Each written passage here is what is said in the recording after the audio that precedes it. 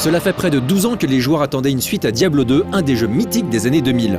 Et aujourd'hui, ça y est, l'attente de millions de joueurs est enfin récompensée. Il y a au moins 1700 personnes, c'est énorme. 1770. Et on est les 20e sur les 1700 environ, 20e, 30e, on est sur les premiers quoi, c'est sûr on passe en premier. Vous êtes là depuis longtemps? Depuis 1 heure. Depuis qu'il est 16h, 16h30 à peu près, je pense. Ouais, voilà, 16h, ouais. 14h, 8h. 13h. Oui, 8h. Diablo 3, annoncé il y a 4 ans en France par Blizzard, sort enfin officiellement. I don't know if I can really quantify when it began. I think there's a common misconception that Diablo 3 has been in development since Diablo 2 ended, and that's not really the case. You know, it's probably been more half that time. We didn't announce it until 4 years ago at the Worldwide Invitational. It was ongoing a bit before that, but you know, we've had other products we've been working on, World of Warcraft, StarCraft 2, but definitely the last 5-6 years we've been really fully focused on finishing this game. 6 ans, c'est un temps de développement extraordinaire pour un jeu vidéo. Les développeurs de Blizzard savaient qu'il ne fallait surtout pas décevoir les joueurs. A lot of focus is on playing Diablo 1, playing Diablo 2, and really deconstructing those games and determining what are the things that work and what are the things that don't work. And we wanted to focus heavily on what works and avoid the things that don't work and learn the lessons from the past. I think the big thing for us is making sure that we create a new Diablo experience that offers new things to the player but doesn't stray away from those core elements that make it a Diablo game. So it's a balancing act. There's a lot of things that we would try and decide it doesn't work for the game. A lot of iteration, and we put a tremendous amount of pressure on ourselves to make sure that we stay true to this game. Aujourd'hui, le mal est donc de retour. Diablo 3 propose le choix entre 5 classes de personnages. On retrouve certains favoris, mais d'autres sont toutes nouvelles. We obviously have the Barbarian, very iconic. You know, it's the Barbarian from Diablo 1 and Diablo 2, so players are very familiar with that character. We have the Demon Hunter. The Demon Hunter relies on his ranged character, relying on crossbows and knives and gadgets. Very acrobatic character. We have the Wizard, very familiar class to a lot of people. You know, master of arcane energies.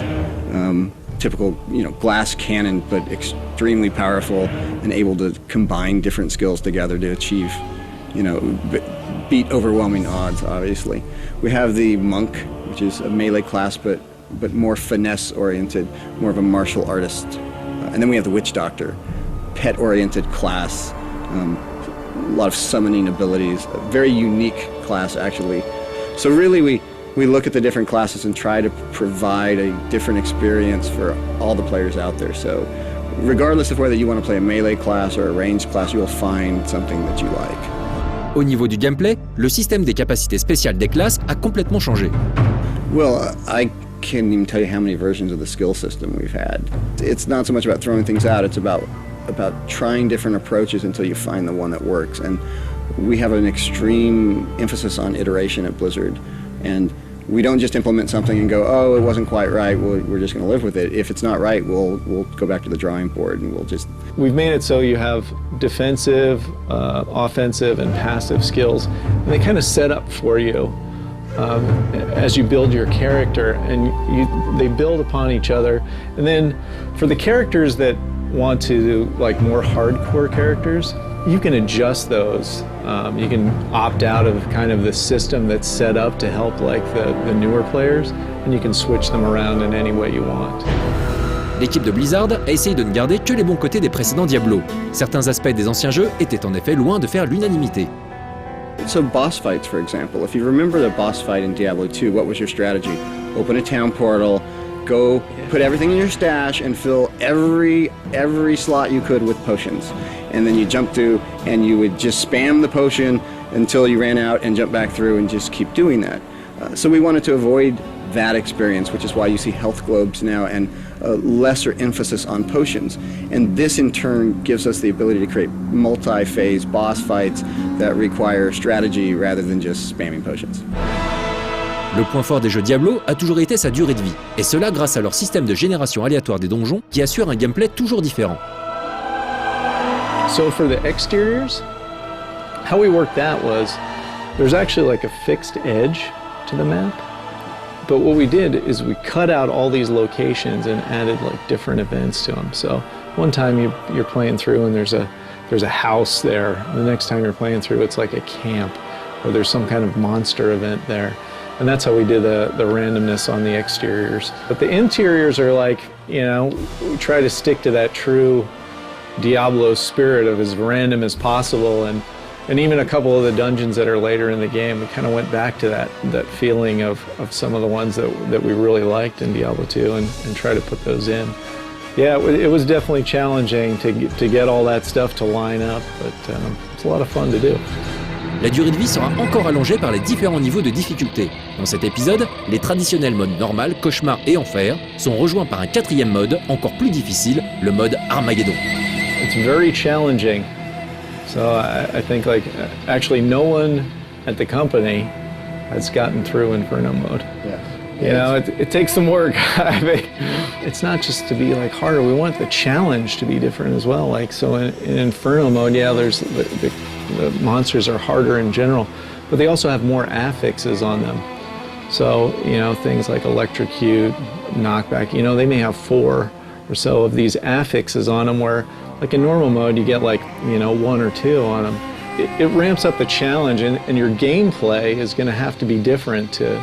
It's not just, oh, I just got to hit this guy more times or something like that. It's how do I approach these monsters and beat them in a more challenging way. Pour ce 3e épisode de Diablo, Blizzard a créé la surprise avec l'annonce d'un hôtel des ventes intégré au titre qui met en jeu de l'argent réel. We have 2 types of auction houses. We have a gold-based auction house with just the in-game currency, but then we have a real money auction house.